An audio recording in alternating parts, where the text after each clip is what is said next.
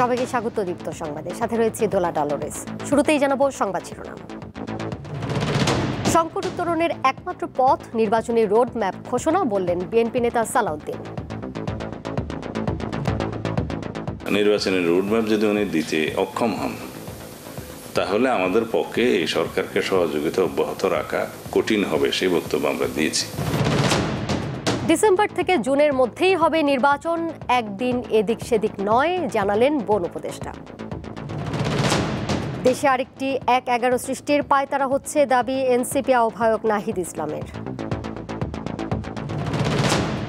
জাতীয় স্বার্থ ও সুষ্ঠু ভোটের জন্য ডক্টর ইউনূসকে টিকিয়ে রাখতে হবে, বলছে জামায়াতে ইসলামী।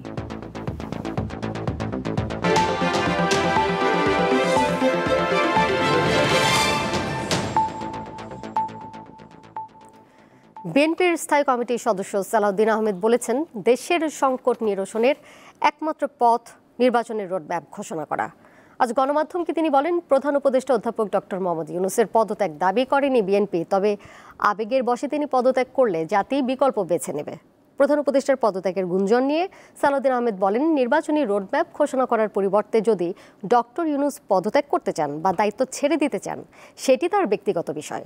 সেক্ষেত্রে রাষ্ট্র বসে থাকবে না, বিকল্প ব্যবস্থা খুঁজে নেবে। তিনি যদি এখন পদত্যাগ করতে চান, সেটা তার ব্যক্তিগত বিষয়, কিন্তু আমরা ওনার পদত্যাগ চাইনি। আমরা পদত্যাগ চেয়েছি জাতীয় নিরাপত্তা উপদেষ্টার, আমরা পদত্যাগ চেয়েছি 2 জন ছাত্র প্রতিনিধি যারা উপদেষ্টা পরিষদে আছে, এবং তাদের বিভিন্ন কর্মকাণ্ডে যেহেতু সরকারের নিরপেক্ষতা ক্ষুণ্ণ হচ্ছে, তাদের আমরা পদত্যাগ চেয়েছি। এখন যদি তিনি এরপরেও মনে করেন যে উনি দায়িত্ব পালন করবেন না, সেটা ওনার ব্যক্তিগত পছন্দ অপছন্দের বিষয়। সেই ক্ষেত্রে জাতি বিকল্প বেছে নেবে। দলীয়ভাবে মাননীয় প্রধান উপদেষ্টার সাক্ষাতের জন্য গত সোমবার রাত থেকে চেষ্টা করছি, কিন্তু আমরা ওনার সাক্ষাতের সময় পাইনি এখনো পর্যন্ত। তো সহযোগিতা কি আমরা করতে চাচ্ছি না, নাকি উনি সহযোগিতা চাচ্ছেন না, সেটা একটা প্রশ্ন। আর নির্বাচনের রোডম্যাপ যদি উনি দিতে অক্ষম হন, তাহলে আমাদের পক্ষে এই সরকারকে সহযোগিতা অব্যাহত রাখা কঠিন হবে, সেই বক্তব্য আমরা দিয়েছি।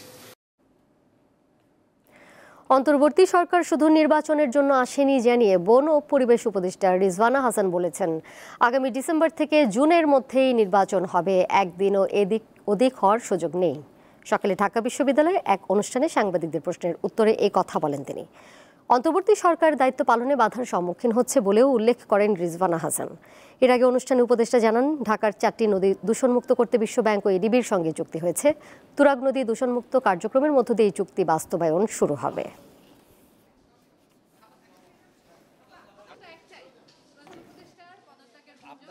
একটা দায়িত্ব হচ্ছে সংস্কার, একটা দায়িত্ব হচ্ছে বিচার, একটা দায়িত্ব হচ্ছে ইলেকশন। শুধুমাত্র ইলেকশন করবার জন্য তো আমরা দায়িত্বটা নিইনি, যেহেতু আরও 2টা দায়িত্ব আছে, আমরা সেগুলো আসলে পালন করতে পারছি কিনা। তো চাপ হচ্ছে আমাদের নিজেদের পারফরমেন্সের চাপ, যে আমরা পারফর্ম করতে পারছি কি পারছি না। ম্যাস পিপলকে একই ইনফরমেশন, যে আমরা যদি আমাদের দায়িত্ব পালন করতে পারি, তাহলেই আমাদের দায়িত্বে থাকাটা প্রাসঙ্গিক। যদি দায়িত্ব পালন করতে না পারি, আমাদের যার যার নিজস্ব অনেক কাজ আছে, তাহলে দায়িত্ব পালন করাটা আর প্রাসঙ্গিক থাকলো কি?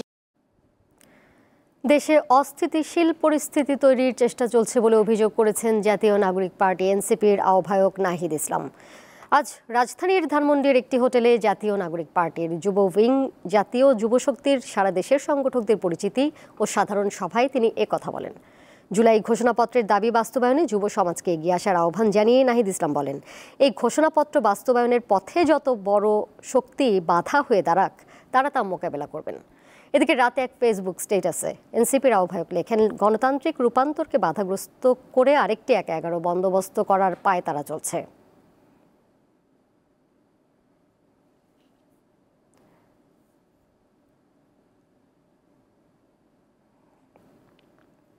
জাতীয় নাগরিক পার্টির উত্তরাঞ্চলীয় মুখ্য সংগঠক সার্জিস আলম বলেছেন, বড় একটি গণ অভ্যুত্থানের পর বিএনপির মতো বড় দল সবকিছু বাদ দিয়ে শুধু নির্বাচন নিয়ে কথা বললে তারা আশাহত হন, বাংলাদেশ আশাহত হয়। আজ এক ফেসবুক পোস্টে তিনি এই কথা বলেন। নির্বাচনের রোডম্যাপ চাওয়ার পাশাপাশি গণহত্যার বিচারের রোডম্যাপ চাওয়ার আহ্বান জানান সার্জিস। একই সঙ্গে দেশের মৌলিক সংস্কারের রোডম্যাপ চাওয়ারও পরামর্শ দেন তিনি। জুলাই গণহত্যার বিচারের রোডম্যাপ চাওয়ারও পরামর্শ দেন এনসিপির এই নেতা।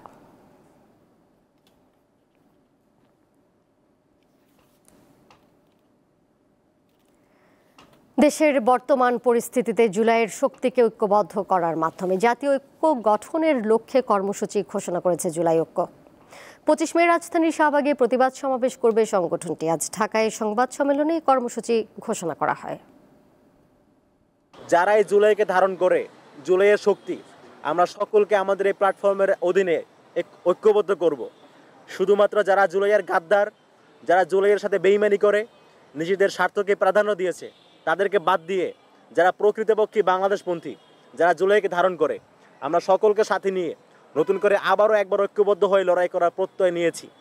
তো সেই জায়গা থেকে সবাইকে সাথে নিয়ে ইনশাআল্লাহ আগামী 25শে মে রবিবার বিকাল 3:30টায় ঢাকার শাহবাগে জাতীয় জাদুঘরের সামনে আমরা আমাদের প্রতিবাদ সমাবেশ করব। জাতীয় স্বার্থ ও সুষ্ঠু নির্বাচনের জন্য অন্তর্বর্তী সরকারের প্রধান উপদেষ্টা ডক্টর মোহাম্মদ ইউনূসকে টিকিয়ে রাখতে হবে, এমনটাই বলছে জামায়াতে ইসলামী। দলটির নায়েবে আমির সৈয়দ আবদুল্লাহ মোহাম্মদ তাহির বলেছেন, জনগণের আস্থা অর্জন করতে হলে সরকারের এখন প্রধান কাজ হবে ডিসেম্বর থেকে জুনের মধ্যে সংস্কার ও নির্বাচনের সুনির্দিষ্ট রোডম্যাপ ঘোষণা করা। শুক্রবার রাজধানীর ইনস্টিটিউশন অফ ডিপ্লোমা ইঞ্জিনিয়ার্সে প্রীতি সমাবেশের আয়োজন করে পটুয়াখালী জেলা ফোরাম নামের সংগঠন। এতে জামায়াত ইসলামীর নেতাকর্মীরা অংশ নেন। শুরুতে জাতীয় নির্বাচন সামনে রেখে পটুয়াখালী জেলার 4টি সংসদীয় আসনের জামায়াত মনোনীত প্রার্থীকে পরিচয় করিয়ে দেন দলটির কেন্দ্রীয় নেতারা। বাংলাদেশ জামায়াত ইসলামের বক্তৃতা পর্বে ঢাকা মহানগর দক্ষিণ জামায়াত ইসলামীর সেক্রেটারি অভিযোগ করেন, রাজনৈতিক দলগুলো অন্তর্বর্তী সরকারকে সহযোগিতা করছে না। আমরা একটা সুষ্ঠু নির্বাচন করতে পারবো কিনা এই কারণে কেউ কেউ পদত্যাগ করার মতো চিন্তা তার মধ্যে প্রকাশ পাচ্ছে। এই উদ্বেগ উৎকণ্ঠার জন্য শুধু প্রশাসন নয়, রাজনৈতিক দলের সহযোগিতাও তার জন্য দায়ী বলে আমরা মনে করি।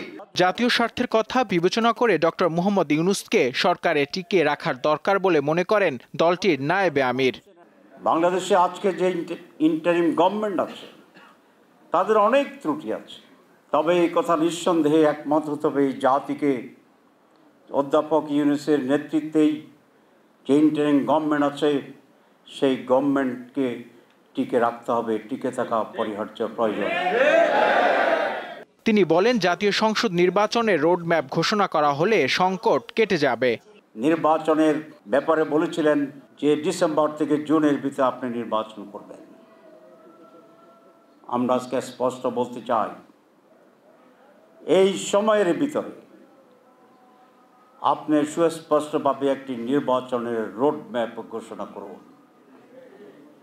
কারণ সেটা না হলে মানুষের ভিতরে এক ধরনের অনিশ্চয়তা আছে।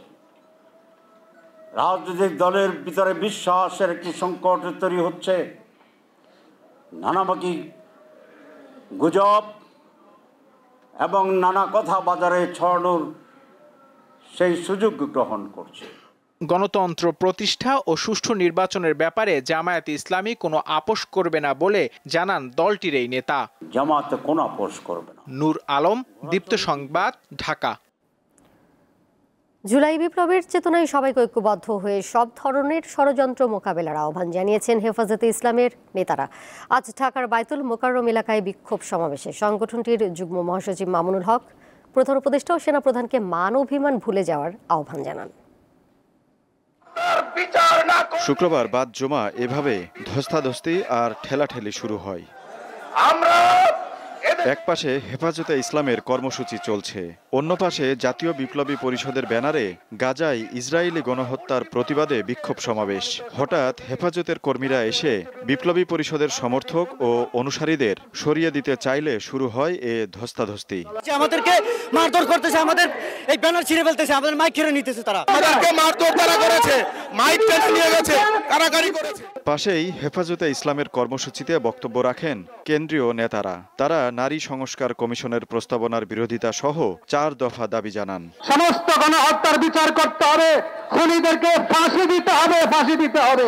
একটি নির্বাচন উপহার না দিয়ে আপনি যেতে পারবেন না। মা বোনদের ন্যায্য অধিকার সম্মান বজায় রাখার জন্য এসেছি, মাঠে থাকবো। হেফাজতের কর্মীদের বিরুদ্ধে মামলা এখনো প্রত্যাহার না হওয়ায় ক্ষোভ প্রকাশ করেন বক্তারা। যারা খুন করেছিল তাদের খুনের বিচার আগে হতে হবে। দল হিসেবে আওয়ামী লীগকে আইনি প্রক্রিয়া নিযুক্ত করতে হবে। ইউনূস সাহেবের মামলা উড্র হয়েছে, হেফাজতের মামলা কেন উড্র হলো না? দেশের বিরুদ্ধে ষড়যন্ত্র চলমান উল্লেখ করে জুলাই আগস্টের চেতনায় সকলকে ঐক্যবদ্ধ হওয়ার আহ্বান জানান নেতারা। প্রফেসর ডক্টর ইউনূস সাহেব জাতির অভিভাবকত্বের দায়িত্ব গ্রহণ করেছেন। আমাদের সেনা প্রধান বাংলাদেশের অন্যতম স্তম্ভ। যার যার জায়গা থেকে আপনারা দায়িত্ব পালন করুন।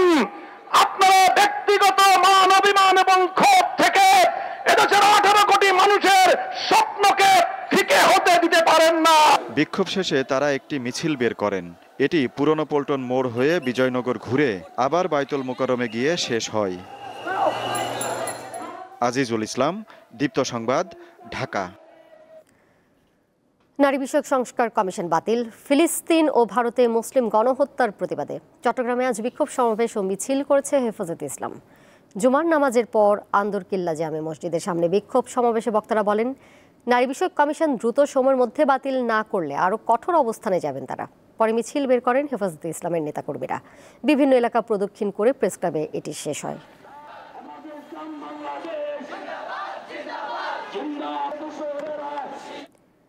জুলাই ঐক্য নস্যাতের ষড়যন্ত্র ও ভারতীয় আধিপত্যবাদের বিরুদ্ধে চট্টগ্রামে বিক্ষোভ মিছিল ও সমাবেশ করেছে জুলাই ঐক্য। জুমার নামাজের পর আন্দরকিল্লা শাহী জামে মসজিদের সামনে থেকে মিছিল বের করা হয়। এটি শহরের বিভিন্ন এলাকা প্রদক্ষিণ করে চেরাগি পাহাড় মোড় ঘুরে প্রেস ক্লাবের সামনে শেষ হয়। পরে সমাবেশে আন্দোলনকারীরা বলেন, জুলাই বিপ্লবের ঐক্যে যারা ফাটল সৃষ্টি করার পায়তারা করছে তাদেরকে চিহ্নিত করতে হবে। ষড়যন্ত্রকারীদের কোনোভাবেই সফল হতে দেয়া যাবে না।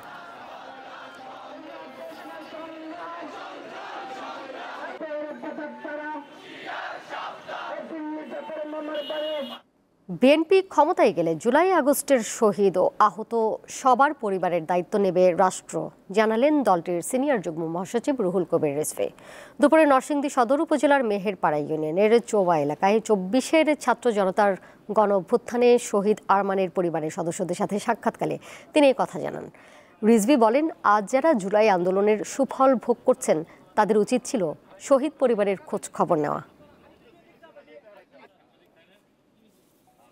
যাদের রক্তের উপর আপনার এই অন্তর্বর্তী সরকার এবং আরো যারা আজকে অত্যন্ত ক্ষমতাশালী মানুষ বলে নিজেদের মনে করছেন, নতুন রাজনৈতিক দল যারা গড়েছেন, যারা ডিসি এসপির অফিসে সারাক্ষণ বসে থাকেন, তাদের কাছে এই লিস্ট নেই কেন?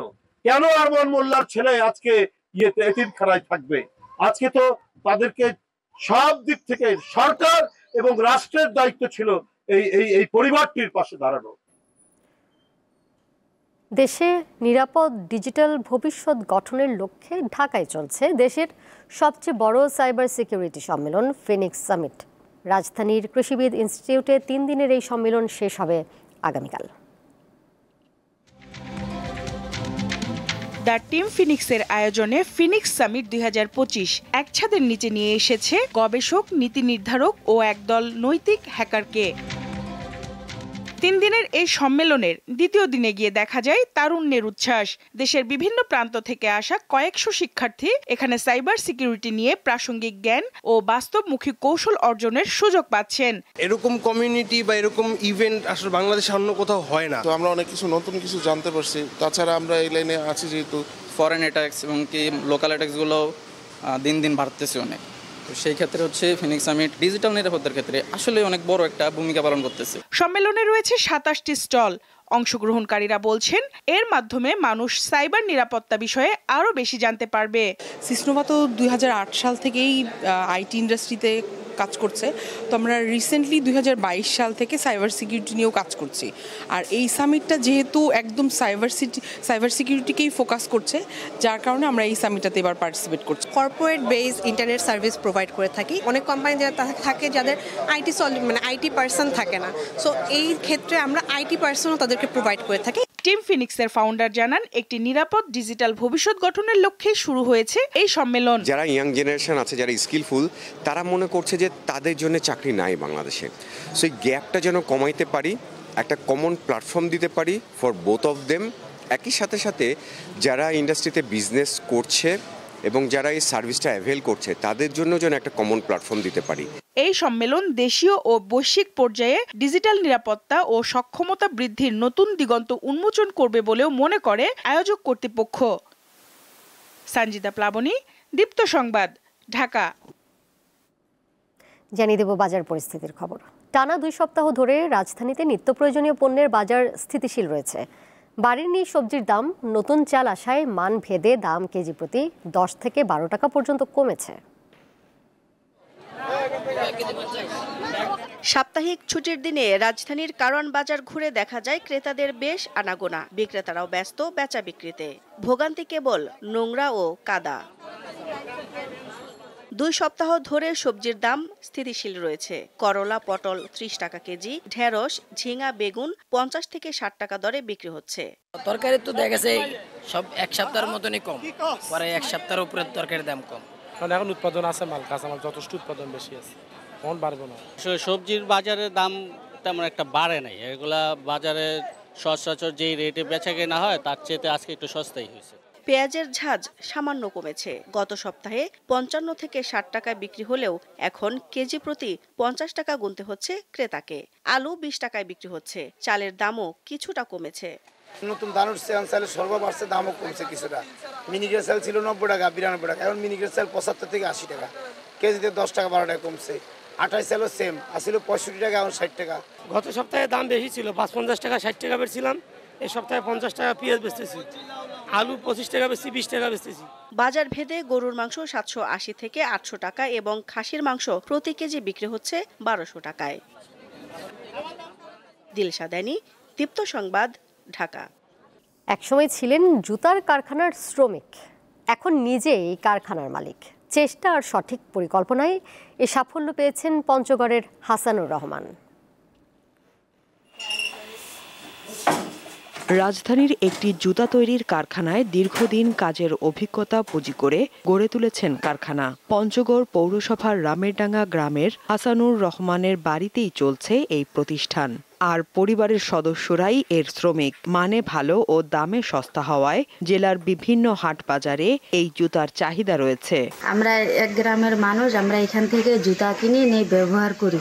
বাজার থেকে অনেক ভালো জুতো, দামেও সস্তা। রাজধানী ঢাকা সহ দেশের বিভিন্ন প্রান্ত থেকে কাঁচামাল সংগ্রহ করে তৈরি হচ্ছে বিভিন্ন সাইজ ও ডিজাইনের জুতা। আঠা লাগানো থেকে শুরু করে সব কাজে সহযোগিতা করছেন হাসানুরের স্ত্রী।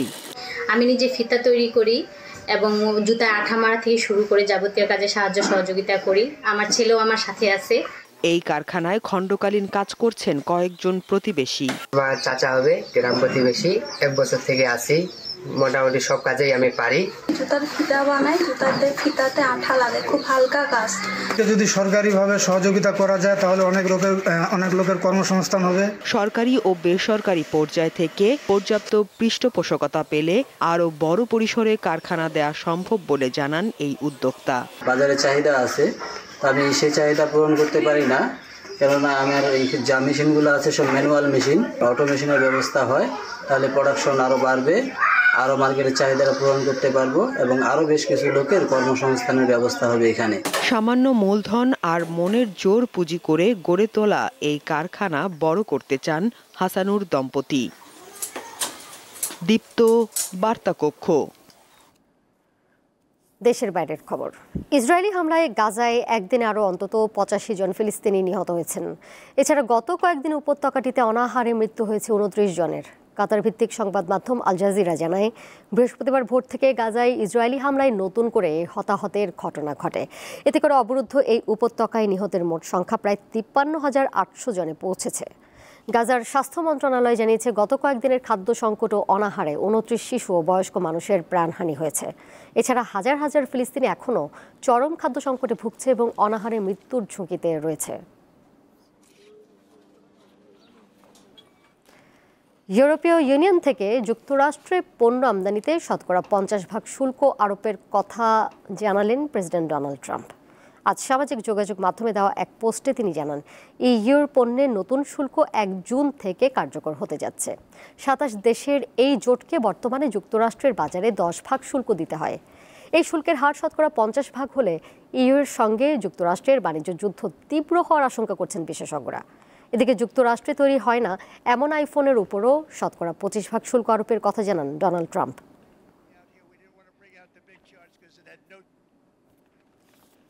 সুযোগ সুবিধা, পরিবেশ, প্রশিক্ষণ সবকিছুতে ইউরোপকে আদর্শ মানলেও বাংলাদেশেই আছে কাছাকাছি মানের একাডেমি। যশোরের শামসুল হুদা ফুটবল একাডেমিতে তার দেখা মিলবে। ব্যক্তি উদ্যোগে তৈরি হওয়া এই একাডেমির বেশ কজন ফুটবলার ডাক পেয়েছেন জাতীয় দলে।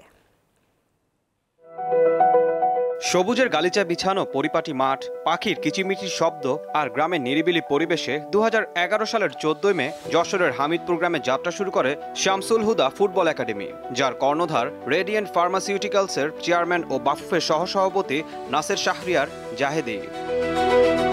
একাডেমিটিতে রয়েছে সুবিশাল 3টি মাঠ, আধুনিক সুবিধা সম্বলিত 6তলা মাল্টিপারপাস ভবন, সুবিশাল ডাইনিং, মাল্টিমিডিয়া ক্লাসরুম, জিমনেশিয়াম, নামাজঘর সহ নানান সুবিধা। এখানে সম্প্রতি বাংলাদেশ অনূর্ধ্ব 19 জাতীয় দলের মাসব্যাপী ক্যাম্পও অনুষ্ঠিত হয়। আমাদের চিন্তা ভাবনা হচ্ছে যে বাংলাদেশের ফুটবল কিভাবে ডেভেলপ করা যায়, কিভাবে এগিয়ে নিয়ে যাওয়া যায়, সেই জন্য আমাদের এই পরিকল্পনা আমাদের রয়েছে এবং ভবিষ্যতে আমরা চেষ্টা করব এই একাডেমিটাকে আরও সামনের দিকে এগিয়ে নিয়ে যাওয়ার। অবকাঠামোগত নানা সুযোগ সুবিধার পাশাপাশি সুদক্ষ কোচিং স্টাফের তত্ত্বাবধানে দেশের নানা প্রান্তের খুদে ফুটবলাররা প্রশিক্ষণ নিচ্ছেন এই একাডেমিতে। ট্রেনিং আমরা দিয়ে থাকি, যার কারণেই আমাদের খেলোয়াড়গুলো ঢাকা এবং দেশ এবং আন্তর্জাতিক পর্যায়ে তারা সুনাম বয়ে আনতেছে। প্রকৃতি আর আধুনিক সুযোগ সুবিধার মিশেলে অনুশীলন করতে পেরে খুশি বার্ষিক হান্টিং ক্যাম্পের মাধ্যমে বাছাই হয়ে আসা ফুটবলাররা। এখানে আলহামদুলিল্লাহ অনেক খুশি, আনন্দিত এবং আমার স্বপ্ন পূরণের পথে এগিয়ে যাচ্ছি। গ্রামের পরিবেশটাও আছে, আবার শহর, এটাও শহরও, তো আমি এখানে খুবই আনন্দিত, এখানে প্র্যাকটিস করতে পারতেছি। ঢাকায় যে ফ্যাসিলিটি আছে এখানে তার থেকে অনেক হাজার গুণ উন্নত ফ্যাসিলিটি আছে। মাঠ এবং কোচ এটা আপনি বাংলার সর্বোচ্চ লেভেলেও পাবেন না যে ফ্যাসিলিটি একাডেমিতে। 80 বিঘা জমি নিয়ে গড়ে ওঠা এই একাডেমিতে দেশের বিভিন্ন অঞ্চলের 130 জন ফুটবলার প্রশিক্ষণ নিচ্ছেন। দীপ্ত, বার্তা কক্ষ। শেষ করব দীপ্ত সংবাদ, যাবার আগে শিরোনামগুলো জেনে নিব আরও একবার। সংকট উত্তরণের একমাত্র পথ নির্বাচনী রোডম্যাপ ঘোষণা, বললেন বিএনপি নেতা সালাউদ্দিন। ডিসেম্বর থেকে জুনের মধ্যেই হবে নির্বাচন, একদিন এদিক সেদিক নয়, জানালেন বন উপদেষ্টা। দেশে আরেকটি 1-11 সৃষ্টির পায়তারা হচ্ছে, দাবি এনসিপি আহ্বায়ক নাহিদ ইসলামের। জাতীয় স্বার্থ ও সুষ্ঠু ভোটের জন্য ডক্টর ইউনূসকে টিকিয়ে রাখতে হবে, বলছে জামায়াতে ইসলামী।